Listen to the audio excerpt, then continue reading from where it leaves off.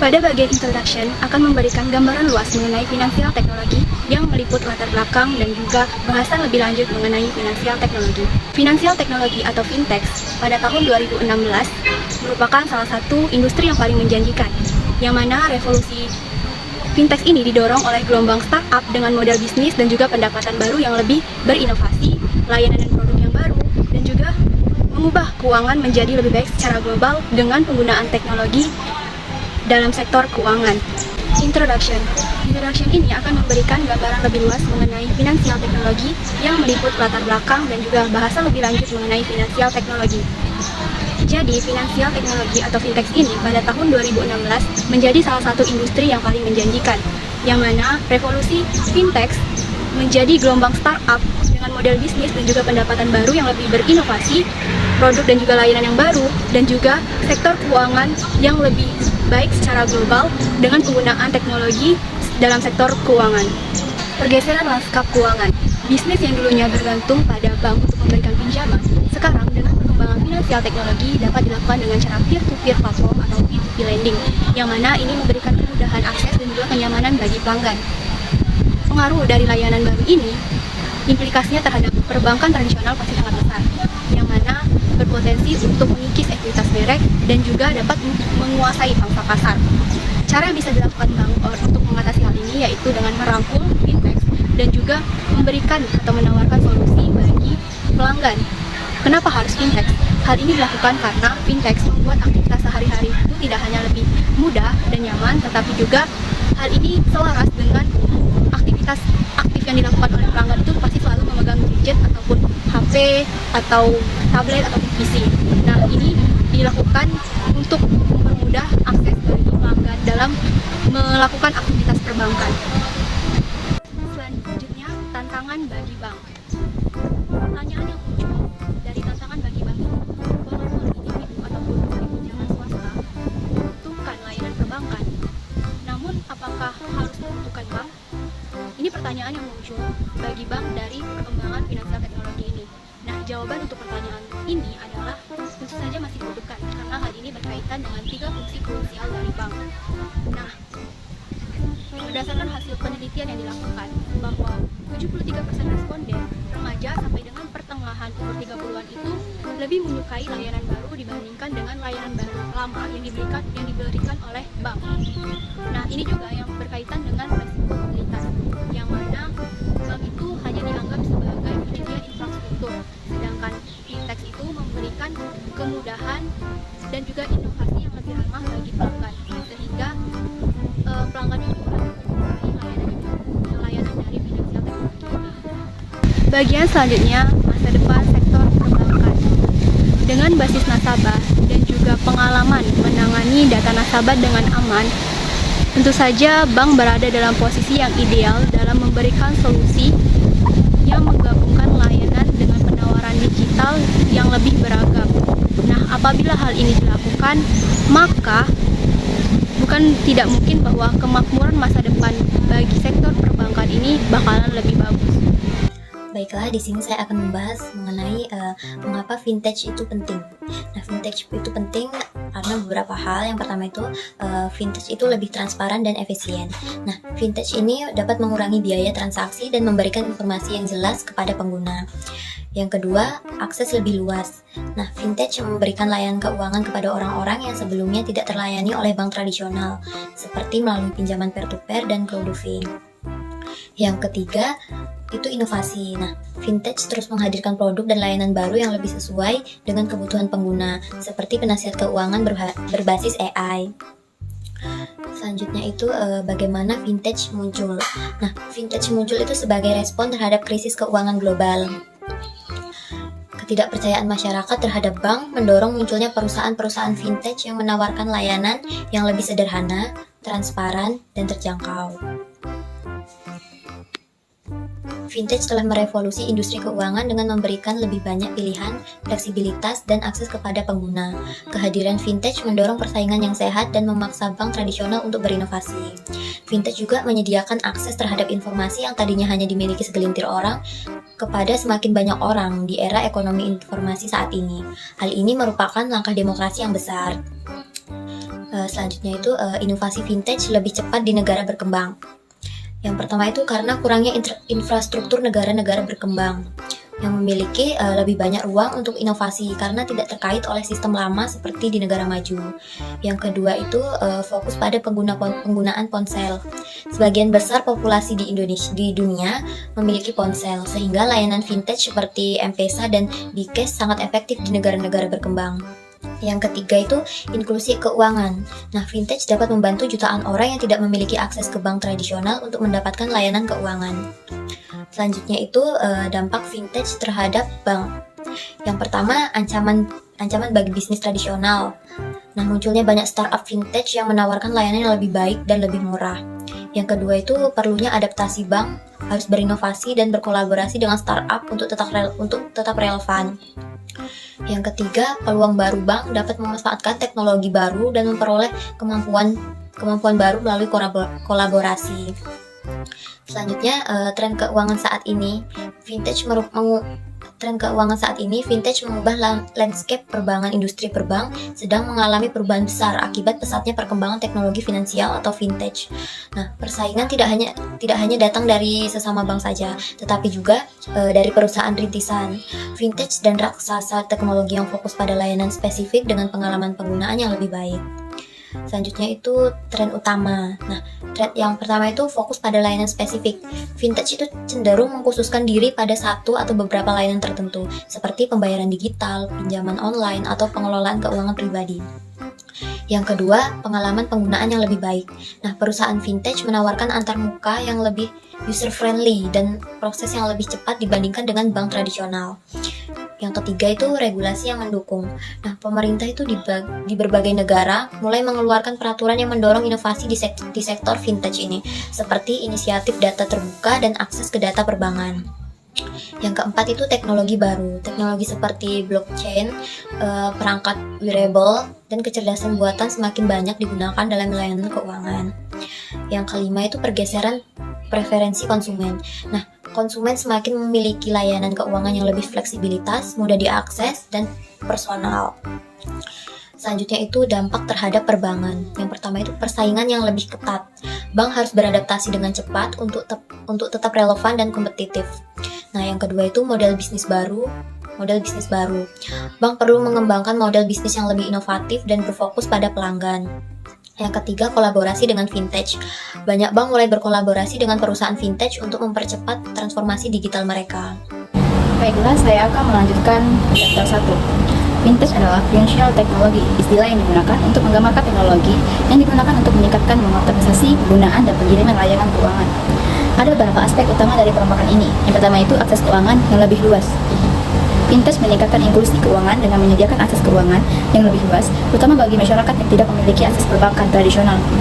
Dan yang kedua itu ada inovasi layanan keuangan.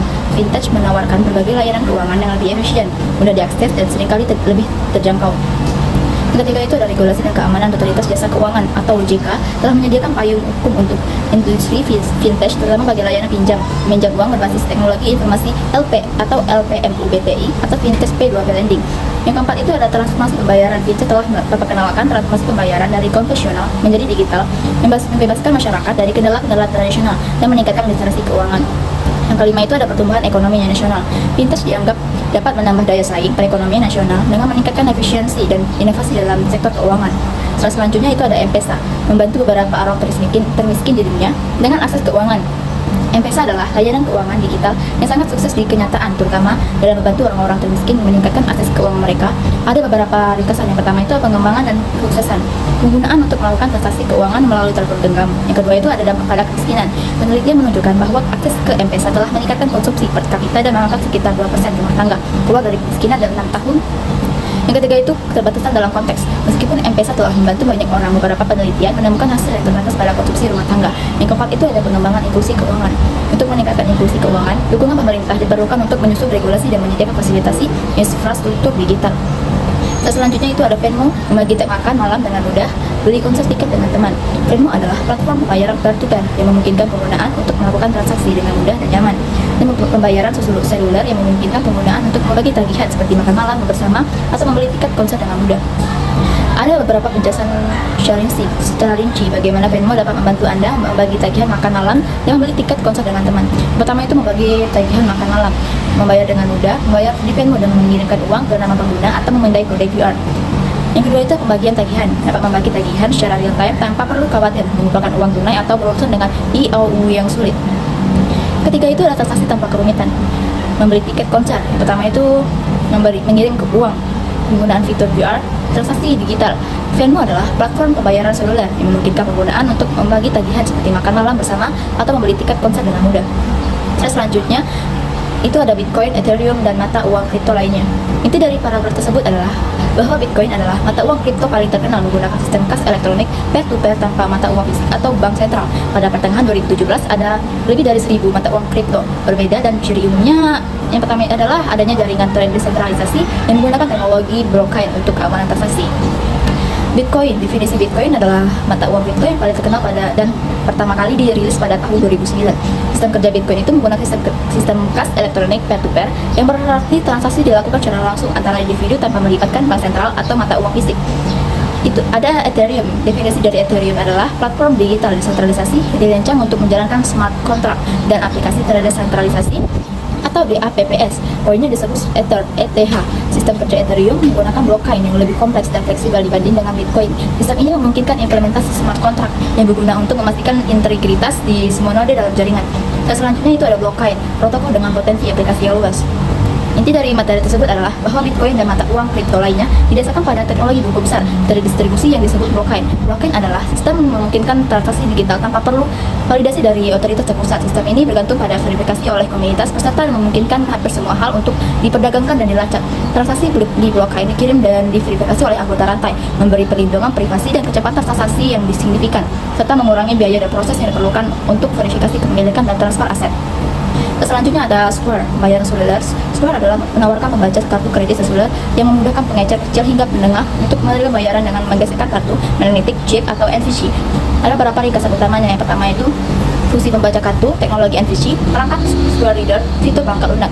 Slide selanjutnya ada Stripe, pembayaran e-commerce. Stripe adalah sebuah platform pembayaran online yang populer digunakan dalam bentuk sistem e-commerce. Berikut ada beberapa hal yang penting.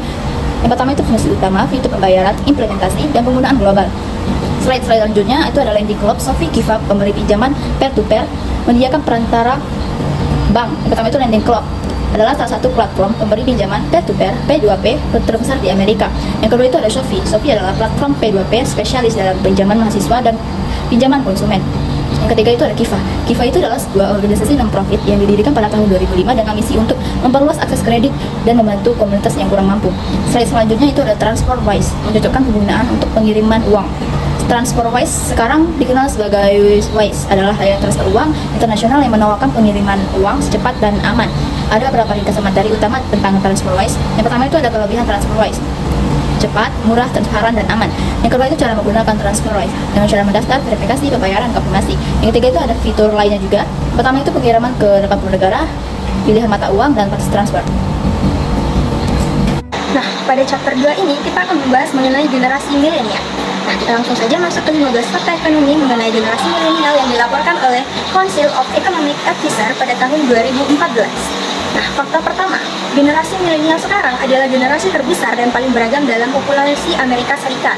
Generasi milenial itu lahir antara tahun 1982 dan tahun 2004 dan merupakan kelompok demografi terbesar di Amerika Serikat dan paling beragam dari segi ras dan etnisnya. Fakta kedua, generasi milenial telah dibentuk oleh teknologi.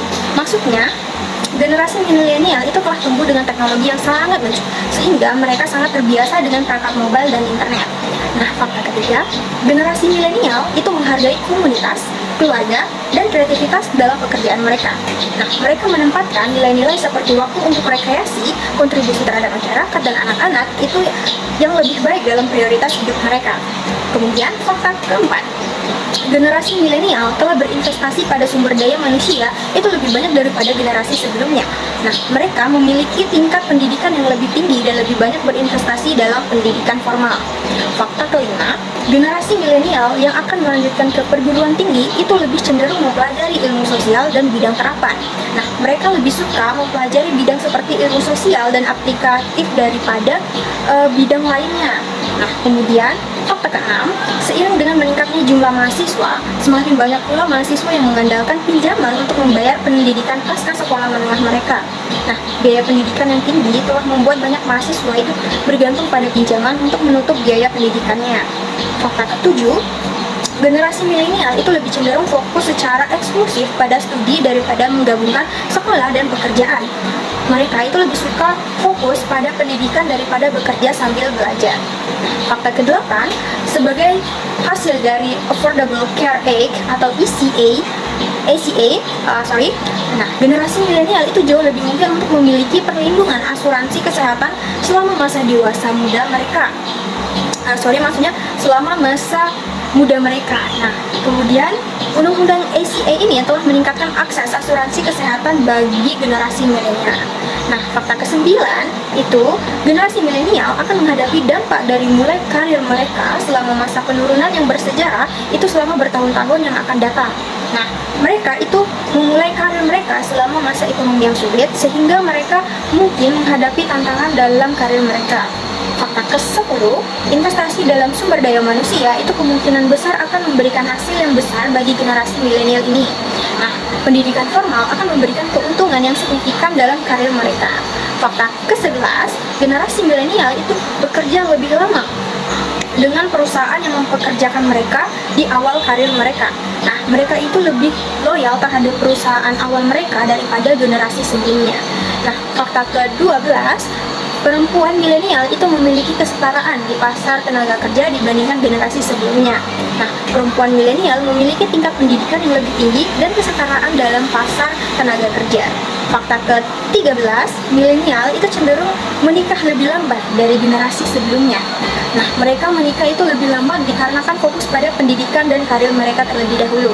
Kemudian, fakta ke-14, generasi milenial itu lebih kecil kemungkinannya untuk menjadi pemilik rumah dibandingkan dengan generasi sebelumnya. Nah, mereka lebih suka tinggal dengan orang tua atau mencari tempat tinggal yang lebih murah daripada membeli rumah sendiri.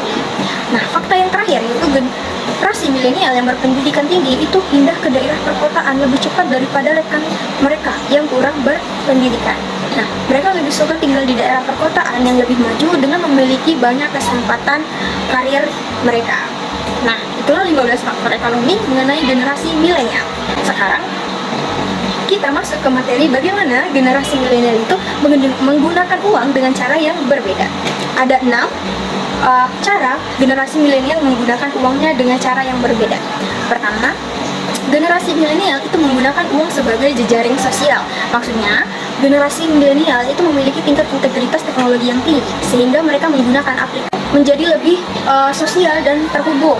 Nah, yang kedua, milenial itu memindahkan uang ke lebih banyak tempat dengan lebih cepat. Nah, maksudnya dengan kemajuan teknologi sekarang seperti layanan cloud dan aplikasi perbankan mobile, generasi milenial itu dapat dengan mudah dan cepat mentransfer uang ke berbagai tempat dan memudahkan transaksi harian mereka. Yang ketiga, generasi milenial ke berbagai tempat dan memudahkan transaksi harian mereka. Yang ketiga, generasi milenial itu semakin cepat menabung dan menginvestasikan uangnya. Nah, maksudnya generasi milenial ini cenderung lebih responsif terhadap investasi dan tabungan karena mereka memiliki akses yang lebih baik ke informal dan teknologi. Nah, hal ini memungkinkan mereka untuk membuat keputusan keuangannya yang lebih cepat dan bijak. Nah, yang keempat, generasi milenial itu melakukan perbankan tanpa bank. Maksudnya, dengan adanya vintage seperti aplikasi perbankan digital dan layanan keuangan online, nah, generasi milenial itu dapat melakukan perbankan tanpa harus mengunjungi cabang bank internasional dan memberikan mereka lebih banyak fleksibilitas dan kenyamanan. Nah, yang kelima, generasi milenial itu berinvestasi lebih dari sekedar investasi. Nah, generasi milenial itu tidak hanya berinvestasi dalam aset tradisional, tapi juga dalam teknologi, startup, dan proyek-proyek sosial. Hal ini menunjukkan bahwa mereka memiliki perspektif yang lebih luas dan inklusif dalam berinvestasi. Nah, yang terakhir yaitu yang keenam, generasi milenial itu tidak terintimidasi oleh pemberian amal. Maksudnya, generasi milenial cenderung lebih positif dan optimis terhadap teknologi dan keuangan, sehingga mereka tidak terintimidasi oleh konsep pemberian amal dan lebih siap untuk menggunakan teknologi untuk tujuan sosial dan ekonomi yang lebih luas. Halo, jadi gimana nih? Sejauh ini, apakah teman-teman sudah paham? Oh iya, ada satu fakta menarik yang perlu teman-teman ketahui. Beberapa orang mengatakan bahwa inovasi terakhir yang dilakukan bank itu adalah pembuatan kartu ATM loh. Perkembangan zaman yang terus berkembang melahirkan generasi yang baru. Generasi yang sekarang ini merupakan kelompok populasi terbesar dan tentunya mereka berbeda dari generasi sebelumnya dalam beberapa hal penting.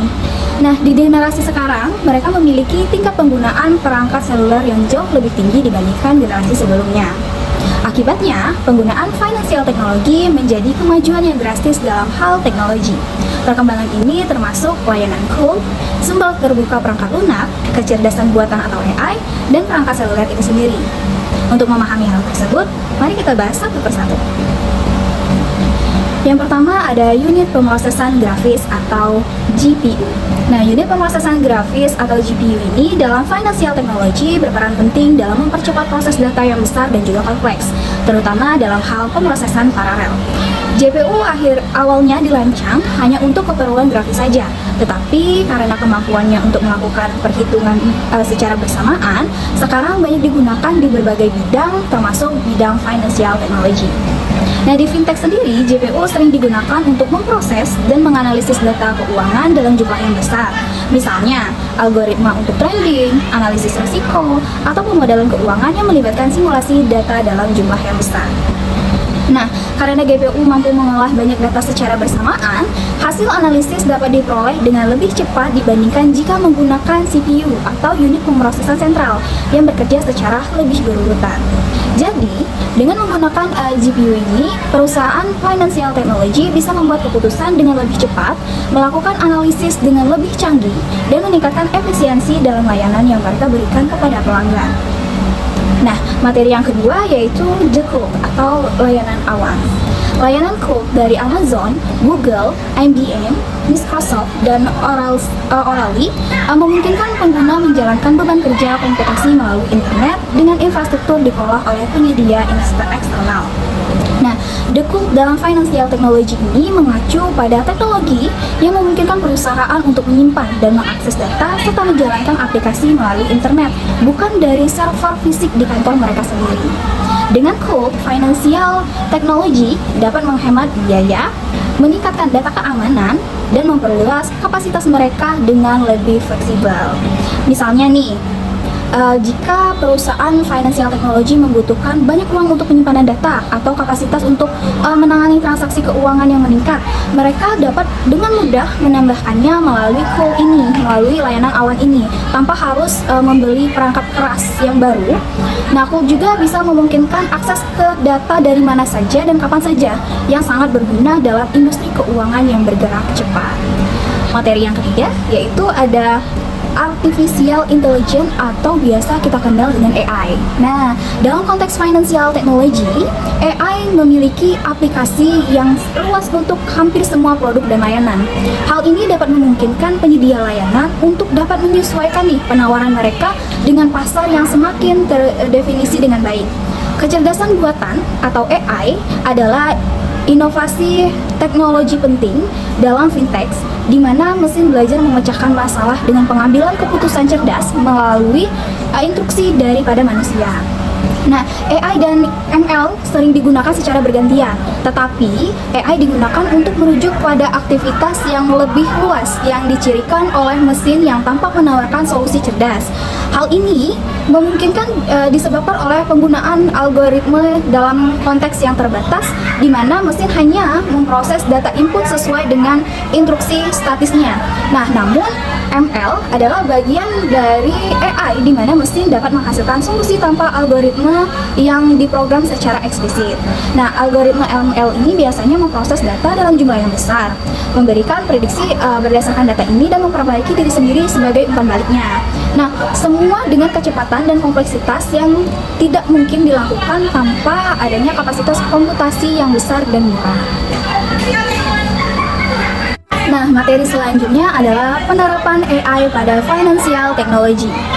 AI kemungkinan besar akan berdampak pada semua segmen lembaga keuangan. Peran yang berhubungan dengan pelanggan, operasi, manajemen kekayaan, pasar modal, dan semuanya akan mendapatkan manfaat dari penerapan AI ini. Contohnya ada Scotia Bank misalnya. Nah, Scotia Bank ini telah bekerja sama dengan ML untuk menyempurnakan pendekatannya terhadap pemegang kartu kredit yang menunggak pembayaran. Tantangannya adalah mengidentifikasi berbagai kelas akun yang terlambat membayar dan mencocokkan penjangkauan yang sesuai pada tahap awal. Contohnya, adapun contoh lainnya, aplikasi lainnya adalah dalam mendeteksi penipuan contohnya dan juga perilaku nakal lainnya. Nah, perusahaan dan bursa dapat memantau data pasar, pemesanan, dan perdagangan untuk mencari sinyal perilaku perdagangan atau pelanggan yang mungkin perlu ditangani. Namun, masa depan dengan AI yang semakin meningkat tidak berarti bahwa AI ini akan menghilangkan kebutuhan akan campur tangan atau arahan dari manusia. Masih akan ada kebutuhan atau pengawasan, pengarahan, dan juga kalibrasi ulang oleh manusia. Seperti contohnya yang disebutkan oleh Tom Gruber dalam konsep Al-Humanis yang telah dieksplorasi oleh Tom Gruber dari Apple pada tahun 2017. Nah, dalam pandangan ini sebenarnya beliau menjelaskan bahwasanya tujuan AI ini adalah untuk memperdayakan manusia, bukan untuk menggantikannya. Ingat ya teman-teman, AI itu hanya sekedar pembantu, bukan untuk pengganti. Nah, AI hanya sebagai alat yang digunakan untuk berkolaborasi nih dengan keterampilan tradisional manusia dan dalam beberapa kasus untuk membantu membuat hidup manusia ini jauh lebih mudah. Nah, materi selanjutnya yaitu ada gaya hidup startup atau startup lifestyle. Gaya hidup startup seringkali didorong oleh inovasi, kecepatan, fleksibilitas yang sangat mempengaruhi perkembangan dari financial technology ini. Dalam dunia startup, fokusnya adalah menciptakan solusi dan efisiensi untuk masalah keuangan yang dihadapi masyarakat. Contoh, seperti pembayaran online, pinjaman digital, atau investasi otomatis.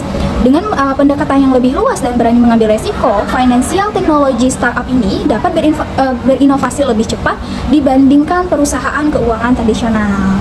Nah, karena gaya hidup startup seringkali mendorong kerja cepat dan penggunaan teknologi baru seperti AI dan blockchain, financial technology ini berkembang dengan menciptakan produk atau produk yang lebih praktis dan mudah diakses oleh konsumen tentunya, misalnya aplikasi pembayaran atau investasi yang ramah bagi pengguna, karena kan dihasilkan dari pendekatan yang lebih dinamis dan juga responsif terhadap kebutuhan pasar.